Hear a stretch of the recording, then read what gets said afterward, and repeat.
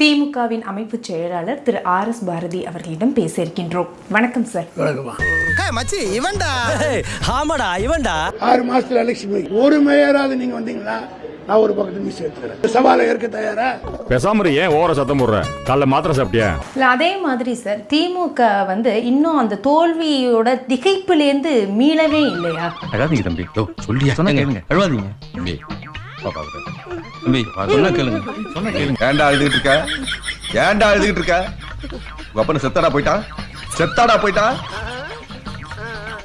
ஓ வயசு பையன் வரட்ட உங்க அப்பனை தோக்கடிச்சிருக்கான். நீ நின்று அழுதுகிட்டு இருக்க.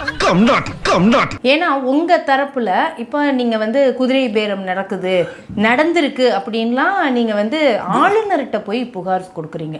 உங்களை பொறுத்த வரைக்கும் திமுகவை பொறுத்த வரைக்கும் பாஜகவுடைய ஏஜென்ட் தான் ஆளுநர், ரப்பர் ஸ்டாம்பு தான் ஆளுநர். அப்புறம் அந்த ஆளுநர்கிட்ட போய் ஏன் புகார் கொடுத்துக்கிட்டு இருக்கீங்க? மக்கள் முன்னாடி இதை கொண்டு போக வேண்டியதானே?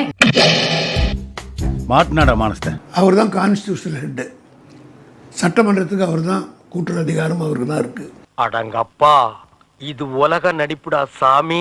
ஆகவே முதல் அவருக்கு கொடுத்து இப்போ இல்லை போன பீரியட்லேயே எடப்பாடி பீரியட்லேயே கவர்னர் கிட்ட நாங்கள் மனு கொடுத்தோம். அதான் நீங்க எதிர்கட்சியா இருக்கும்போது கவர்னர்கிட்ட கொடுக்குறீங்க, ஆளுங்கட்சியா வரும்போது கவர்னரை எதுக்குறீங்க? அவருக்கு என்ன கான்ஸ்டிடியூஷன் அத்தாரிட்டின்னு கேள்வி கேட்குறீங்க. ஆனால் இப்போ சமீபத்தில் ஒரு கேஸ் போச்சுல சார், கரூர் விஷயத்தில் ஒரு இப்போ கேஸ் நீங்கள் போனீங்க இல்லையா? நாக்கு தள்ளுற வரைக்கும் விட மாட்டான் போல் இருக்கேன். சுப்ரீம் கோர்ட்டுக்கு போனீங்களே, சிஎம் என்ன பேசணும் பேசக்கூடாது அப்படிங்கிறதெல்லாம் நாங்கள் நீதிபதிகள் சொல்ல முடியாது அப்படின்னாரே. என்ன கோபத்தில் இருந்தான அளவு அப்படியே காரிய மூஞ்சில் துப்பிட்டா.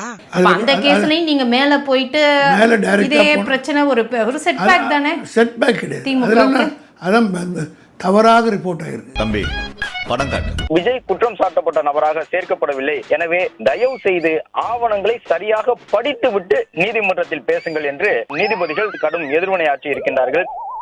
பிழை இல்லாம திருச்சி எழுதி எடுத்துட்டாங்க. இப்போ முன்னாள் அமைச்சர்கள் மேலேயும் வழக்கு வரிசையாக இருக்குது. இப்போ ஏவ வேலு அவர்கள் மேலே, அடுத்து செந்தில் பாலாஜி அவர்கள் மேலேயும் வழக்கு, அடுத்தடுத்து இந்த மாதிரி அமைச்சர்கள் மேலேயே ஒரு வழக்குகள் இருக்குதே சார். இப்போ தாவேகாவுடைய அந்த மூவ் எப்படி இருக்கு? ஒரு ஸ்கெட்ச் போட்டு தூக்கணும்னு நினைக்கிறாங்களா?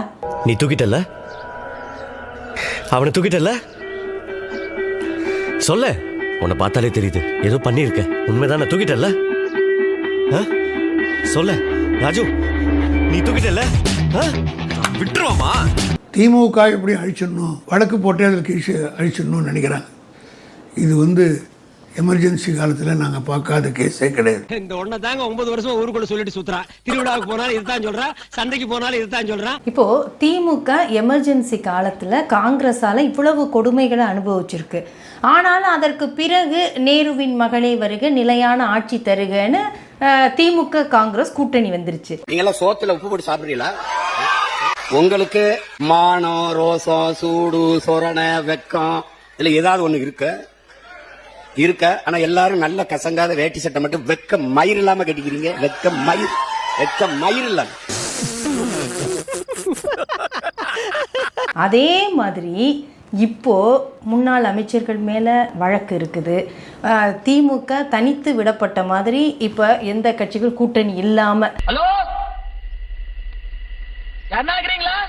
இருந்த கட்சிகள் அங்க போயிட்டாங்க, கூட்டணி இல்லாம இருக்கு. இந்த சூழ்நிலையில பாஜகவை நெருங்குகிறதா திமுக? அப்படி பச்சையா சொல்ல முடியாது, ஒரு யூகமா சொல்லலாம். நாளைக்கு 2 பேரும் கூட்டணி வர்றதுக்கு வாய்ப்பு இருக்கா? தம்பி இதெல்லாம் அரசியல் ஸ்டண்ட். எங்களுக்குள்ள இன்னைக்கு அடிச்சுக்குவோம், நாளைக்கே கட்டி பிடிச்சுக்குவோம். இதுக்கு ஒரு 4 பேர்த்த மூத்திரத்தை வாங்கி மடக்கு குடிக்க வேண்டியதானே? அரசியல்ல நிரந்தர நண்பனும் இல்ல எதிரியும் இல்லைன்னு கூட்டு சேர்ந்த அறிக்கையும் கொடுப்போம், நாளைக்கே கூட்டணியும் வச்சுக்குவோம். திமுக தனித்து நின்று ஜெயிச்சாலும் ஜெயிக்க தவிர. தம்பி காமெடி வேண்டாம், நான் சொல்லிட்டேன். நானு காமெடி பண்ணாதன்னு சொல்லியிருக்கேன். நானு பிஜேபியோட என்பது எந்த காலத்திலும் கிடையாது. திமுகவுடைய முன்னாள் அமைச்சர் அனிதா ராதாகிருஷ்ணன் அவர்கள் எப்படி பேசினாரு? அவர் 3வது அணி உருவாகி அதுல திருச்சி சிவா மந்திரி ஆகலான்ற எண்ணத்துல சொல்லியிருக்கேன். இல்ல அது நீங்க கொடுக்கிற விளக்கமா இருக்கு. அவர் அப்படி பேசலையே, தெளிவா தானே பேசியிருந்தார். 6 மாசத்துல இங்க மறுபடியும் ஸ்டாலின் அவர்கள் முதல்வராக. ஆட்சி என்பது உங்களுக்கு நிரந்தரமா? 6 மாத காலத்திற்கு நீங்கள் இருக்க மாட்டீர்கள். உங்களுடைய சட்டமன்ற உறுப்பினர்களெல்லாம் குறைஞ்சது 2 மாசத்துல இந்த கட்சி விளங்கே விளங்காது, நம்ம மாட்டிக்கிடுவோம், நம்ம போயிருவோம்னு சொல்லி அவன் வரப்போறது உறுதி. அந்த வகையிலே 6 மாதத்தில் ஆட்சி மாற்றம் இருக்கின்றது. நம்முடைய தலைமைதான் முதலமைச்சராக வருவார். எவராலும் தடுக்க முடியாது. இப்ப அவனுக்கு உன்னை கேட்டானுங்களா இல்ல நான் தான் உன்னை சொல்ல சொன்னா? இவனுக்கு தானடா என் கடையை சுத்தம் பண்ணவங்க, அவங்கிட்டயே போய் ஏன் சொல்லிட்டு இருக்க? மத்திய அமைச்சரவையில் திருச்சி சிவா கூட அமைச்சர் ஆவார், மத்திய அமைச்சர் ஆவார். பிஜேபியோட கூட்டு அமையும் இல்லை, தேர்ட் ஃப்ரண்ட் எல்லாம் சேர்ந்து ஒரு கவர்மெண்ட் ஃபார்ம் பண்ணலாம். இது மாதிரி அரசியல் எது ஒன்றும் நடக்கலாம். மோத்தா உன்னை பெற்றாலா இல்ல யானை கண்ண கக்குச்சாடா? நான் கேட்க மாட்டாங்க, அறிவு வேணாங்க. பிஜேபி இருக்கிற ஒரு செக்ஷன் வெளியே வந்து இந்த மற்ற கட்சிகளோட சேர்ந்தெல்லாம் ஒரு ஆட்சி அமையாதுன்றது என்ன எப்படி சொல்கிறீங்க நீங்கள்? அரசியல் எது ஒன்றும் நடக்கலாம். தொண்டர்களை உற்சாகப்படுத்துவதற்காக அல்ல, அவர் ஆசையை வெளிப்படுத்திருக்காங்க, அதில் ஒன்றும் குத்தம் இல்லை. அப்ப ஸ்டாலின் அவர்கள் சொல்றது கூட 6 மாசத்துல இன்னும் தேர்தல் வரும், நம்முடைய ஆட்சி அமையும் சொல்றது கூட தொண்டர்களை உற்சாகப்படுத்துறதுக்கு மட்டும்தானா? ஏன்னா விஜயே வந்து என்னால் ஆட்சி நடத்த முடியல, இவங்ககிட்ட மல்லு கட்ட முடியல, எதிர்கட்சியில் இதாக மெஜாரிட்டி இல்லைன்னு அவரே ரிசைன் பண்ணிட்டு போனாலும் போலாம்ல. பைத்தியமாயவே ரொம்ப நேரம் நல்லா பேசிக்கிட்டாரையா. அப்படி போற மாதிரி அவர் தெரியலையே சார். திரும்பி போற ஐடியாவே இல்ல.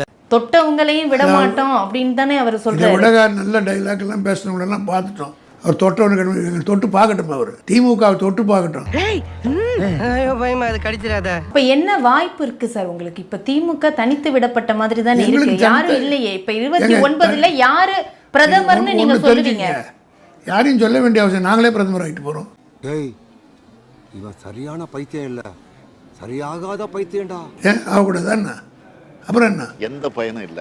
திருமா அவர்கள் ஒரு கடுமையான குற்றச்சாட்டை வச்சிருக்கிறாரு. பெரியாரே ஒரு மண்ணு அப்படின்னு சொன்னவர், கலைஞர் பேனா அந்த சிலையை வைத்தால் உடைப்பேன்னு சொன்ன சீமானோட கொஞ்சி குலவுது திமுக.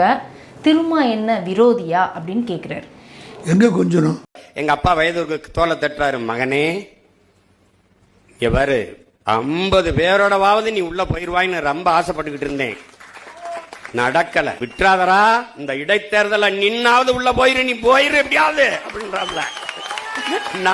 நான் உறுதியா போயிடுறேன்ப்பா, உறுதியா போயிடுறேன்ப்பான்னு சிரிக்கும் போது பின்னாடி இந்த சிரிப்போட போகணும், நீ இந்த சிரிப்போட போகணும்டா, நீ போயிடுறா. உங்க அப்பா இங்கதான் இருப்பாருன்னு சொன்னாங்க, அதான் தேடிக்கிட்டு இருக்கேன். எங்க உங்க அப்பாவையா காணோம்? இன்னொரு கட்சி தலைவருடைய அவரை எதிர்த்து அரசியல் செஞ்சிருக்காரு, அந்த கட்சி தலைவரின் தோல்விக்கு வருந்துகிறார் வேற எங்க அண்ணா அவர்கள். இன்னைக்கு அடுத்தவர் தோல்விக்கு கைகட்டி சிரிக்கிறார், ஏளனம் செய்கிறார். அரசியல் மாண்பில்லாமல் போச்சு. இளவு வீட்டுல கும்பலையா கூட இவ்வளவு அழுக மாட்டாளுங்க, ஆனா நீ இந்த ஆளே அழுகிறியடா, இந்த ஆளே அழுகிற. நீ நாம் தமிழர் கட்சியிலிருந்து விலகுவதாக அக்கட்சியின் மாநில ஒருங்கிணைப்பாளர் களஞ்சியம் அறிவித்துள்ளார். தற்போது கட்சியின் போக்கில் ஏற்பட்டுள்ள மாற்றங்கள் மற்றும் மாற்று அரசியல் தலைவர்கள், தனிநபர்கள் மீதான விமர்சனங்களின் தரம் குறித்து தனக்கு மிகுந்த மனவருத்தம் உண்டு என்று கூறியுள்ளார். தமிழ் தேசிய கொள்கைக்கு நேர்மாறாக கட்சியின் உறுப்பினர்களே சக கட்சியினர் மற்றும் ஆதரவாளர்கள் மீது வெறுப்பரசியலை கையாள்வதை தன்னால் ஏற்றுக்கொள்ள முடியவில்லை என்றும், நம்மோடு பயணித்தவர்கள் மற்றும் மாற்று கருத்து கொண்டவர்கள் மீதான இழிவான விமர்சனங்கள் நாம் முன்னெடுக்கும் தமிழ் தேசிய பண்பாட்டிற்கு உகந்ததல்ல என்றும் கவலை தெரிவித்துள்ளார். அது அவ்வளவுதான், டைம் முடிஞ்சது, வா. இந்த பேனாய வைக்கிறதுக்கு தான் நாயா தெரிஞ்சுங்களா?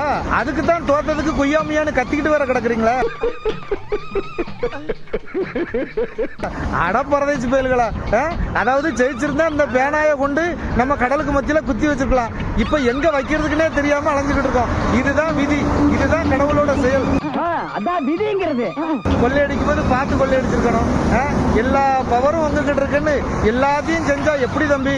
கடவுள் இருக்காருலையா, நீங்க இல்லைன்னு சொல்லலாம், ஆனா கடவுள் இருக்கிறது உண்மைதானே தம்பி? இப்போ இந்த பேனாயை வச்சுக்கிட்டு ரோடா அலையில வைக்கிறதுக்கு இடம் இல்லாம, சரி உங்க வீட்டு பாத்ரூம் மேல கொண்டு நட்டு வைங்க, பரவனாவது இருந்துட்டு பார்த்துட்டு போவான். இவர் எடுத்த உடனே வந்து படத்துல நடிப்பாராம், வந்து தமிழ்நாட்டு மக்கள் இவரை முதலமைச்சர் ஆக்கி தூக்கி உட்கார வச்சுருவாங்க. 25க்கு தான் கமலுக்கு புரிதல் வந்திருக்குது, புத்தி வந்திருக்கு.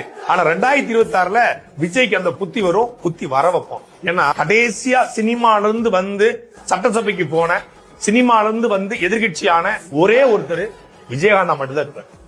சத்தியமா அந்த வார்த்தையை வச்சுக்கோங்க.